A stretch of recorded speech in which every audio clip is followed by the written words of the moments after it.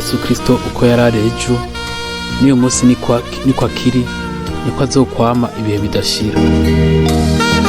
Abaheburayo igice ca 13 umurongo w'8. Ikete rizunguruka nimero ya 5 Ruhuhuma 1976.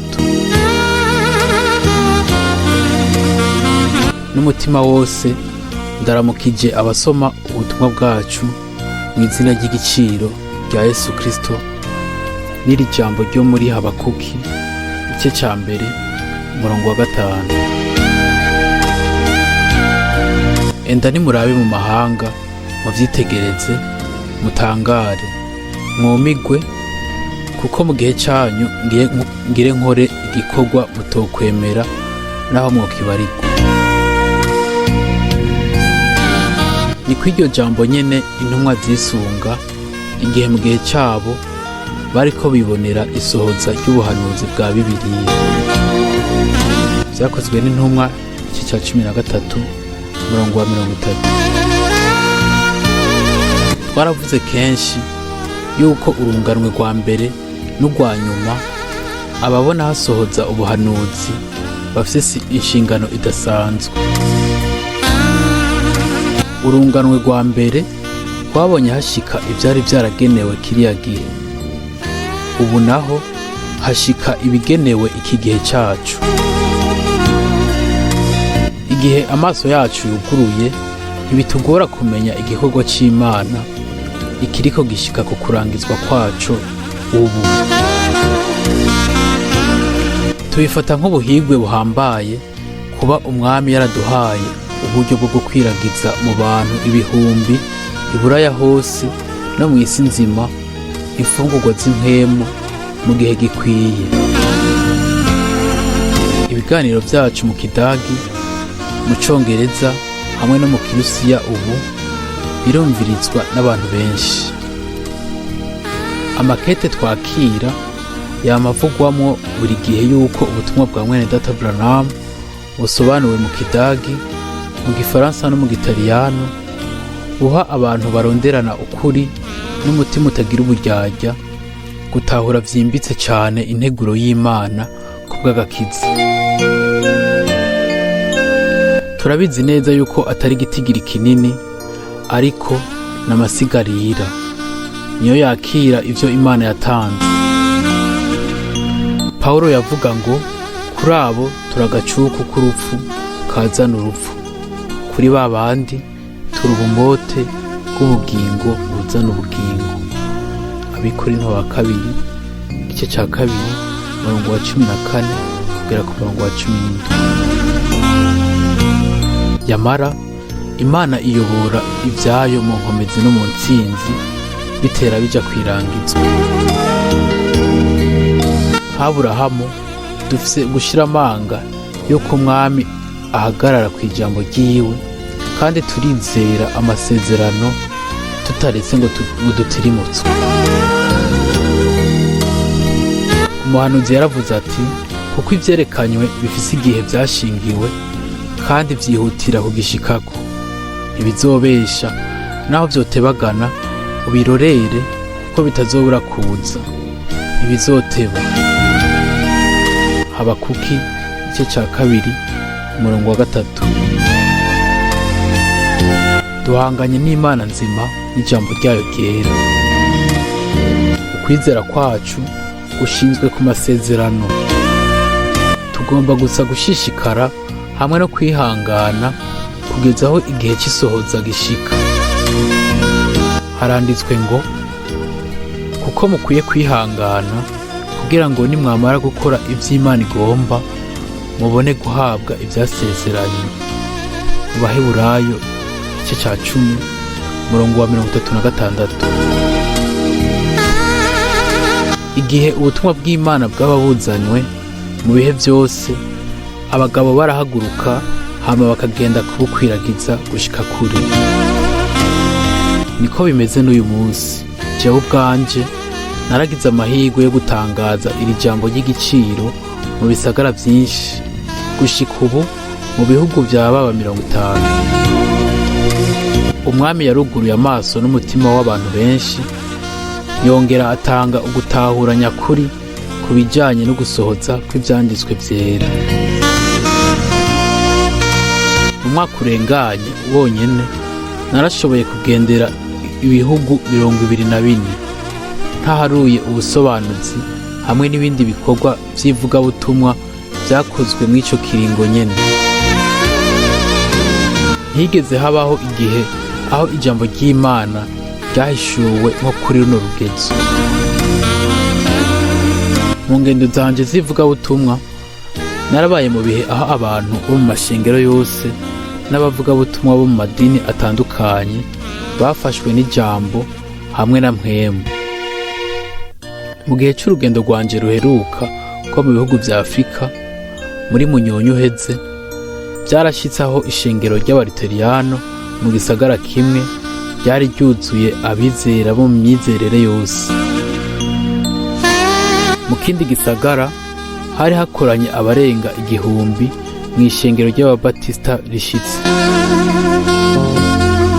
Benshi vyaba ngombwa ko bahagarara. Twabaye mu bintu nk'ivyo nyene no mw'ishengero ry'abapresbiteriyano. Umwungere yavuga ngo imyaka 22 maze ngaha sinigeze mba mu bintu nk'ibi.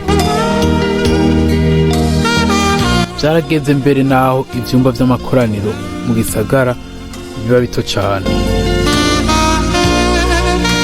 Hose Imana irugurura imiryango kandi ikagorora inzira kugira ngo ijambo rihishuwe kubwa kino gihe rishikira abantu bakamenya ko tuzana ubutumwa buva ku Mana.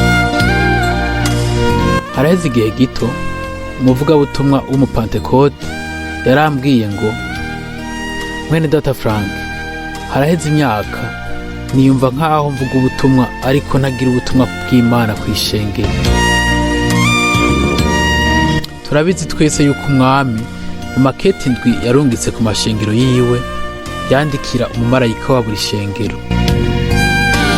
Nuwo gusa yahawe n'Imana ubuntu bwo gutangaza ubutumwa bw'ico gihe, niwe ntumwa ya Kristo.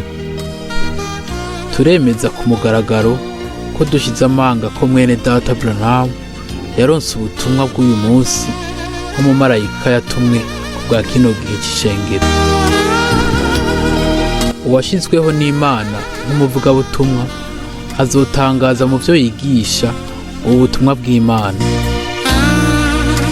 Mu bisanzwe abenshi mu bavugabutumwa bo muri kino gihe bazitwara nk'uko abigisha babikoze mu minsi ya Yohana Umubatizi.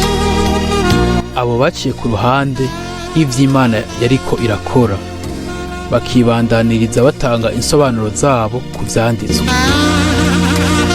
Nuwo gusa amenya igikorwa c'Imana muri kino gihe niwe azoshobora kwiyanka, hama vy'ukuri ashire hagati Kristo we gusa hamwe n'ivyo yakoze.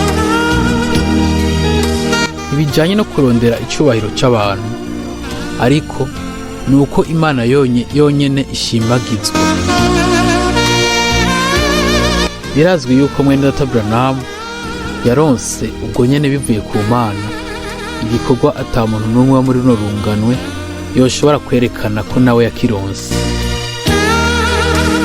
Dutegerezwa yamara kuja kure yabo bose bashaka kumugira uwo gusengwa.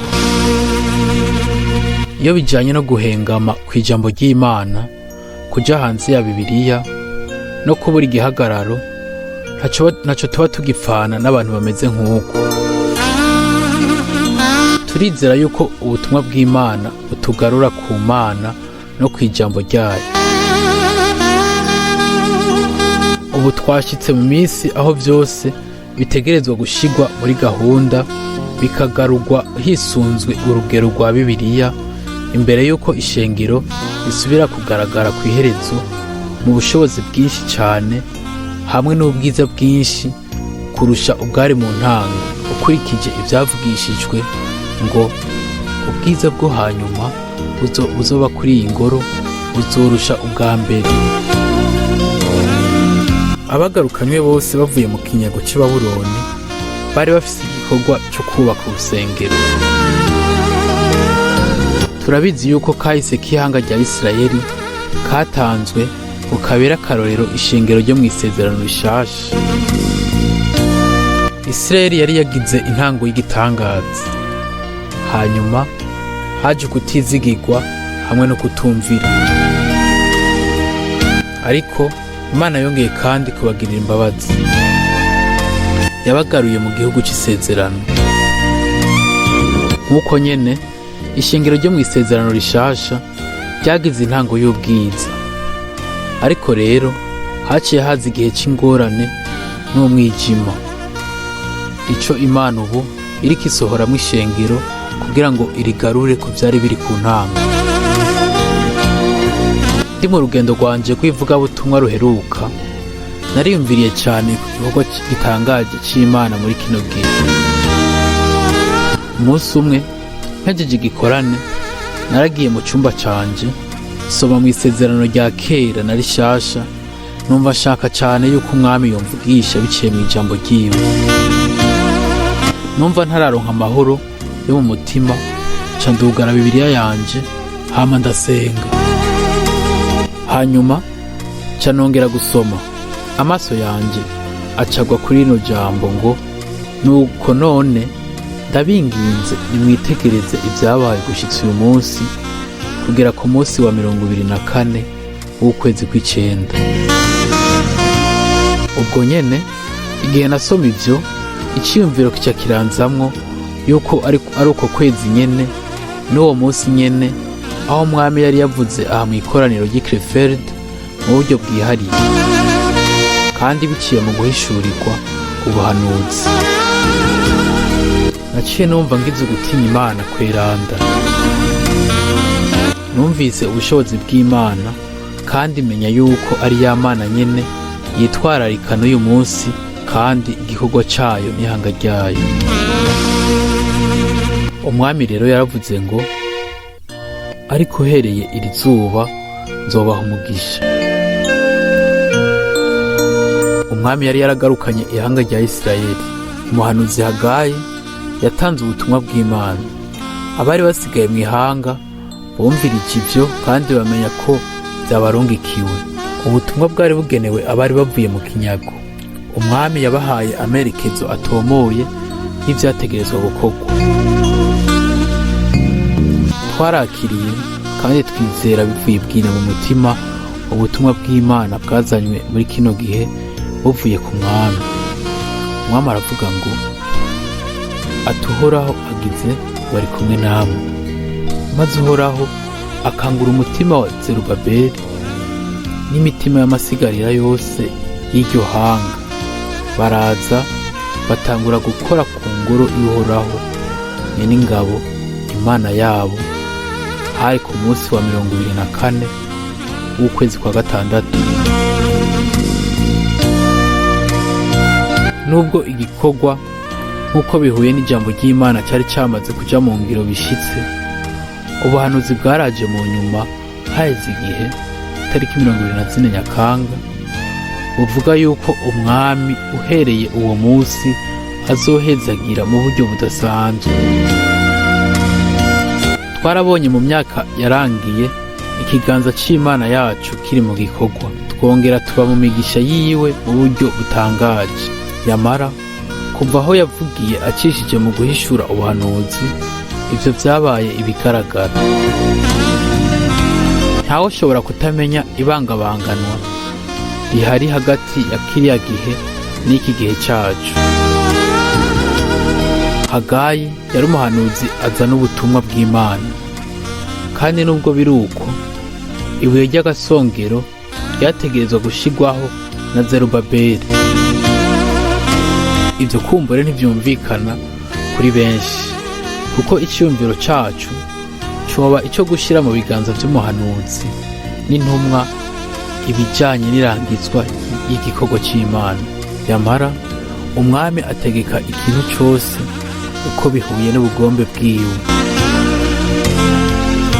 Zerubabeli ntiyari umuhanuzi canke intumwa, ariko yari afise umugabane ku vy'Imana yariko irakora muri kiriya gihe.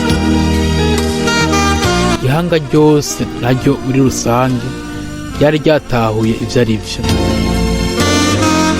Bariyiziye bose hamwe guterera ku gikorwa. Ishengero rya Yesu Kristo rigizwe n'ingingo nyinshi, ariko zigize umubiri umwe, uwo Imana ikoresha kubw'igikorwa cayo. Uhoraho avuga ngo ndi kumwe namwe, ntiyavuze ngo ndi kumwe nawe muri rudende. Oya, bose bakozweko n'ubutumwa kandi bagize umwimenyerezo w'uko Imana yahezagiye ibikorwa vy'amaboko yabo. Nk'uko nyene abo bose bumvise ubutumwa bw'Imana muri kino gihe nabo bagira uruhara kandi bagira umugabane ku vy'Imana ikora. Umwami yaduhaye iryo sezerano nyene ngo ndi kumwe namwe, ntidukeneye ikindi kirengako uyu munsi. Abari baragarukanywe bava mu kinyago bubatse urusengero rw'umwami n'umutima umwe. Ivyigeze bishika aho bene data bari ukwabo bubaka ikintu ubwabo. Uko nyene dutegerezwa uyu munsi gushiraho iryo tandukaniro hagati y'uwubaka ikintu ukwiwe yitumye, nk'uwugize umubiri w'umwami akaba yubakiye ku rufatiro rw'intumwa n'abahanuzi, aho Yesu Kristo ubwiwe ari we buye rigumya imfuruka, abandanya yubaka, ariko akaba ari Imana ikoresha impano n'ubukozi butandukanye. Imana yakomeje kuvuga iciye ku muhanuzi ngo mushireko mukore, kuko ndi kumwe namwe. Muri bino bihe benshi barazi yuko umwami yari kumwe na mwene data Branham, ariko nubwo biri uko ivyo ntibihagije. Turabishima, ariko ntituca tuguma ahuko. Umwami agomba kubana natwe nk'uko yabanye n'umukozi wayo umuhanuzi igihe hazosohoza ivyo yatangaje atumwe n'Imana. Turazi neza icuko handitswe ngo Uhoraho iyo atari we yubaka inzu, abayubaka baba baruhira ubusa. Zaburi igice c'127 umurongo wa mbere. Turazi yuko umwami asohoza ubwiwe igikorwa ciwe hamwe natwe, kandi ko aturinda. Isezerano Imana yari yahaye Abisirayeli igihe basohoka bava i Babuloni ntiryigeze rita agaciro karyo, ahubwo ryasohoje bishitse muri abo batashe bavuye mu kinyago, kuko baribukanije inyuma yaho bagarukiye mu gihugu cabo ivyo Imana yari yarakoze mu ntango n'ivyo yari yarasezeranye. Natwe kandi dutegerezwa kumenya muri kino gihe ko umwami ahagarara ku ijambo ryiwe. Twasohotse muri vyose kandi duhagarara ku ruhande rw'umwami. Amasezerano yiwe yamaho, ivyo turavyizera n'umutima wacu wose. Uko niko dutegerezwa kumenya, kandi ukundi gusha tukabigiramwo umwimenyerezo yuko mpwemu w'Imana aganza. Isezerano umwami wacu Yesu Kristo yaduhaye rivuga yuko kuko aho babiri canke batatu bazoba bakoraniye mu izina ryanje, nanje nzoba ndi hagati muri bo. Aho ubugombe bw'Imana buhishuwe gushasha biciye ku butumwa bw'Imana, naho haganza mpwemu w'Imana, uwo akarema ikintu gishasha mu buzima bw'umuntu canke mu buzima bw'abantu. Vyari bikenewe cane kumva ubutumwa bw'ubuhanuzi muri kiriya gihe. Uku niko umwami agize, ko mw'ijambo ry'Imana imbere yuko mpwemu w'Imana atangura gukora. Turashobora kuraba muri kahise k'ishengero, hama tukabona yuko mpwemu w'Imana yamye akora aho ubutumwa bw'Imana bwaba buzaniwe ihanga ry'Imana. Atagukekeranya na guke, tubayeho ubu hafi cyane yo kugaruka kwa Yesu Kristo.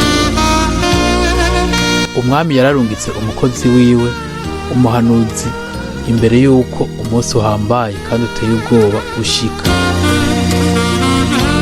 Mu gihe ca Hagayi hatangajwe iri jambo ngo hasigaye rimwe, maze mu gihe gitoyi gatigitisha ijuru n'isi n'ikiyaga n'umusozi.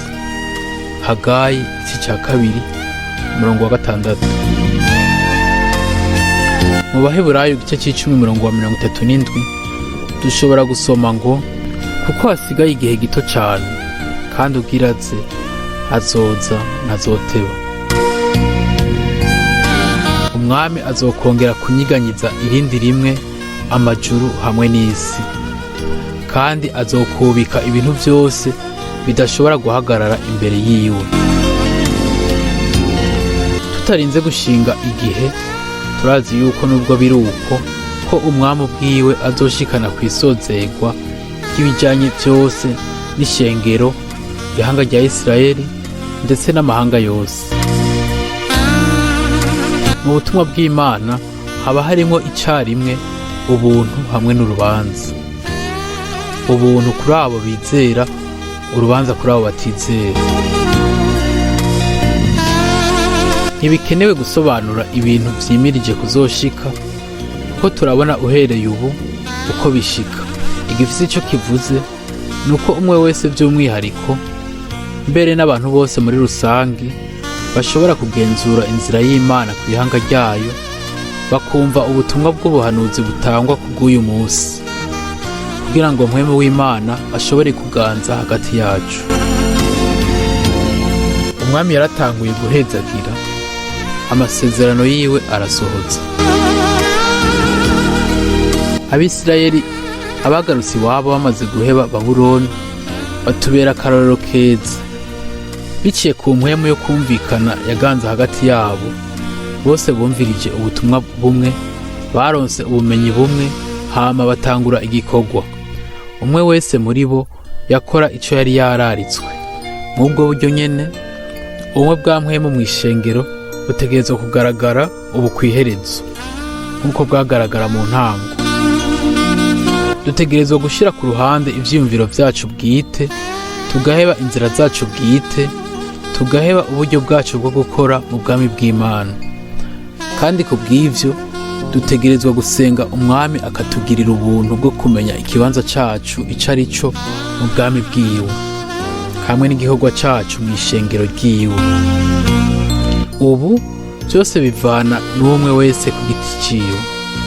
Hamwe n'ubushizi bw'amanga bukomeye, turizera yuko ubwiza bw'Imana buzogaragara mw'ishengero mu buryo buhambaye cyane kw'iherezo kuruta uko vyabaye mu ntango. Ibintu byose birashoboka ku Mana.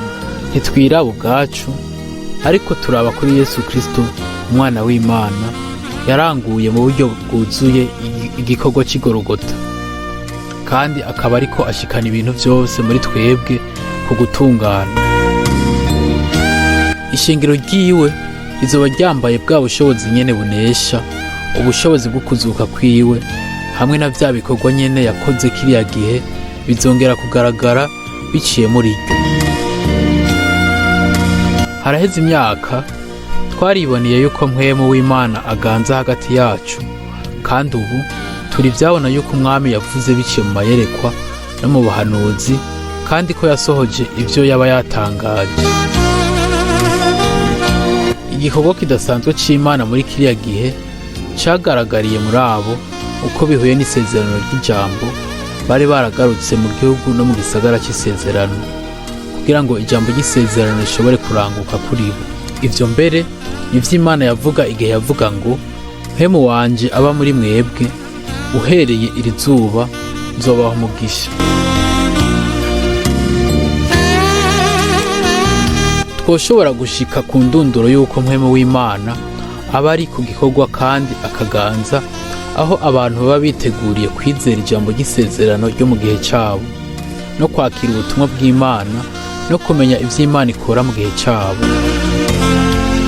Muri ivyo vyose havamo yuko urubuto rutoguma mu kigega igihe kirekire, ahubwo rwobibwa rugashora vyinshi.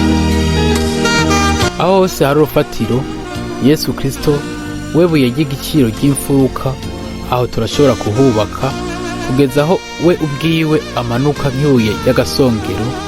Niyo siguro kandi niyo ntumbero y'ubutumwa bw'igihe c'iherezo, ko dushobora kugarukanwa ku rufatiro rw'inkomoko no ku nyigisho no ku bushobozi bw'Imana nk'uko vyari biri mu ntango mw'ishengero. uwumviriza ijwi ry'Imana muri kiriya gihe yaba yumvise mu by'ukuri ijambo ry'Imana. Umwami Yesu agendera hagati y'ibitereko kw'amatara indwi vy'inzahabu, ijwi ryiwe rimeze nko gusuma kw'amazi menshi no guturagurika kw'imituragaro. Niwe ubwiwe avugira mu batumwe, nawe aravuga kuba yahamagaye akongera akarungika ngo ubumviye ni jewe aba yumviye, kandi ubakiriye abanyakiriye. Turizera yuko ubukozi bw'ubuhanuzi bwa mwene Data Branham hamwe n'ubutumwa bw'igihe cy'iherezo ari ijambo ritumbereye ry'umwami ku ihanga ryiwe bwa kino gihe. Kubw'ivyo turizera yuko umwami atahagaritse gukora, ahubwo igihushani c'ivyo ariko arongora igikorwa ciwe ku iherezo ryacu muri iyi minsi nk'uko yabisezeranye. Ibigenda bishika nk'uko vyama n'ubu, baratubaza ibigiye kuzoshika muri kazoza n'igihe uko kingana ivyo bishobora kumara gushika ku kugaruka kwa Yesu Kristo. Ku bijanye n'umunsi n'isaha nta n'umwe abizi, nta n'abamarayika bo mw'ijuru babizi, n'umwana ntiyari abizi nawe mu minsi yiwe akiri kw'isi nk'umuntu. Nico gituma dutegerezwa kugaba no gusenga mu bihe vyose kugira dushobore gucika ibitegerezwa gushikira umubumbe w'isi. Dutegerezwa kuguma tugavye, twitabira imirimo yacu no kubandanya tubaho nk'aho bizomara igihe kirekire, ariko imbere mu mutima tukaba twiteguriye umwanya wose gusanganira umwami. Ntivyigeze bibaho gushika ubu aho abantu berewe igihe bashinga itariki yobera ku muhero. Ntawo bikekeranya na gato ko tubayeho mu gihe cy'iherezo. Ivyahanuwe muri Bibiliya biraranguka ku bijanye na Isirayeli, ku bijanye n'ishengero no ku mahanga yose. Turabibona, ariko nta muntu n'umwe yovuga namba bizomara kandi amayinga, amezi canke imyaka. Mbere kenshi vy'umwami yaba yavuze imbere y'igihe vyasohoza bukwi na bukwi. Baratubaza ryari igice c'uburengero ca Amerika kizosenyuka, na ryari leta zunze ubumwe za Amerika izosamburwa nk'uko mwene Data Branham yabibonye kandi akabitangaza. Nta gukeka yuko ivyo abahanuzi babonye mu mayerekwa bakabivuga bari munsi y'uguhumekerwa na mpwemu ivyo bizoshika. Mwene Data Branham yavuga gusa yuko ivyo yabonye mu iyerekwa yagize mu 1933 vyobaye vyarashitse kugera mu 1977. Yaratomoye yuko atari ubuhanuzi, ariko ko kwari kubura. Ntiyigeze ashinga igihe kizamungwa, nta muntu akizi. Dutegerezwa kuzirikana ko hariho ibintu bizoshika imbere y'izamungwa y'ishengero mugeni, kandi ko hari n'ibindi bizoshika inyuma yaryo.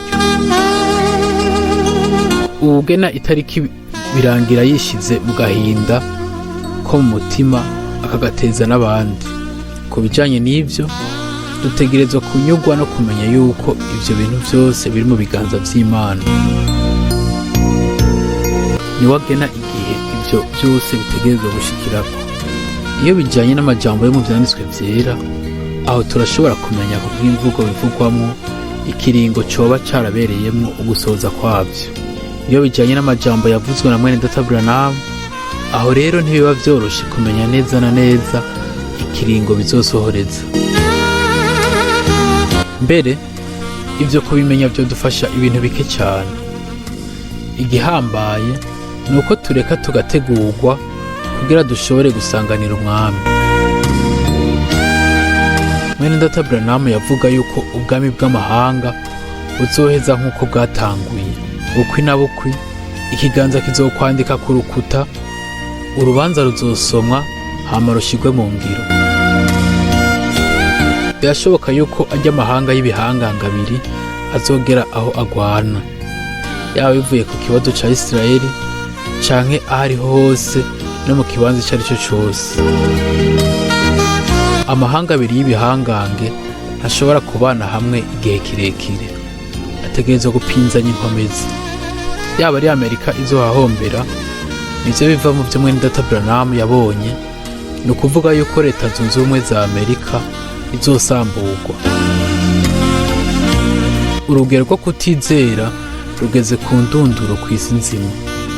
Turabibona atari gusa mu bahakana Imana, ahubwo mbere no mu bayisuzuguza. Uko niko dushobora kubisoma mu binyamakuru bitandukanye bivuga ku bijanye na Bibiliya nshasha rusange. Iyo abiga ivya Bibiliya 17 bo mu myizerere ibiri bakoze bakoranye kandi bakomoka muri Suisse, Autriche, Ubudagi bw'ubuseruko n'uburengero. Muri iyo Bibiliya ntitugisangamwo ijambo ngo mpwemu w'Imana yatambatamba hejuru y'amazi, ahubwo bavuga ngo ibihuhusi byahungabanira hejuru y'amazi. Twotanga ubundi burorero bwinshi bwo mw'iyo sobanuro nshasha. Turagenzura tukabona ivyo ari vyo mu vy'ukuri. Ni ukuvuga yuko ari kurandura mu bantu udusigarira twose two kwizera bafise mu guhomekerwa no mu kuri kw'ijambo ry'Imana. Tubayeho mu gihe aho ubwibone no kwirarira vyabaye bibi cane kurusha mu gihe cy'isodomu n'i Gomora. Abagororotsi bagaruka ku Mana, bagahagarara bashikamye kw'ijambo ry'Imana no mu kwizera Yesu Kristo. Abandi nabo bakagwa mu kureka Imana burundu, uko Pawulo yamaze kuvuga. Hasigaye gusa amasigarira make acumva ijwi ry'umwami. Umwami araza biwe kandi abarongora mu buryo bw'igitangaza. Nabo bazozigamirizwa ukuri hagati y'ikinyoma, bazigamirizwe umuco hagati mu mwijima, bazigamirizwe ubuzima bwa mpwemu hagati mu rupfu rwa mpwemu. Impera y'umwaka 1975, umwanditsi umwe yaravuga ngo byihuse imisi irigurukira, umwaka ugitangura ubugeze ku mpera. Umwe wese asigara yibaza ivyabaye mu mezi aheze. Kuri twebwe umwaka wa 1975 wabaye umwe mu myaka y'ubwiza unatatswe amahirwe uwo mwami yaduhaye kubamo kubw'ubuntu bwiwe. Ndazi neza yuko umusaruro mwinshi wasarurwe ku bw'icubahiro c'izina ryiwe.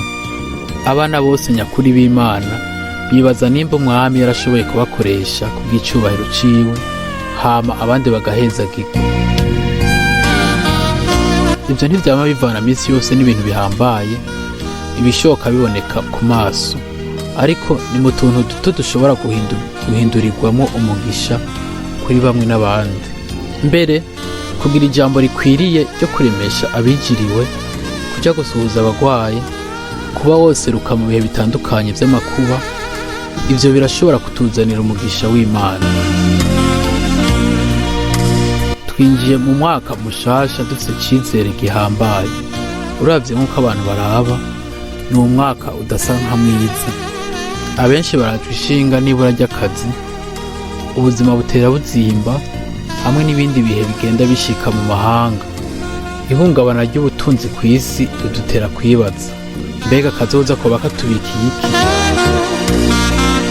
Isinzi ry'ivyizezwa n'inzego zose ntaco bizohindura, ahubwo bizokomeza kuba bibi kurushiriza. Ku bijanye n'ubutunzi, indunduro yavyo iri inyuma yacu. Iterambere twumvise rivugwa ritevye kuza. Umuhero wa vyose uharurirwa ku ntoki. Isirayeli nico kigereranyo nyamukuru ca kino gihe. Baratororokanijwe bavuye mw'isi yose, hama bahinduka ihanga. Ahandi mahanga yararose ukwikukira kwayo.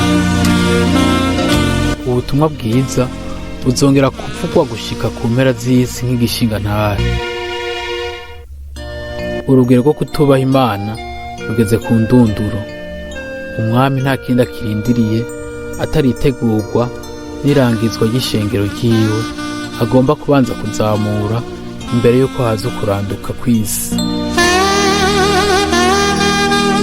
ntitwitwararika ibyo mu isi, ibyoshika byose dushaka gushimira Imana yacu ku bihe byiza iduha, kandi dushaka kwakira ibihe bibi iyo bishitse.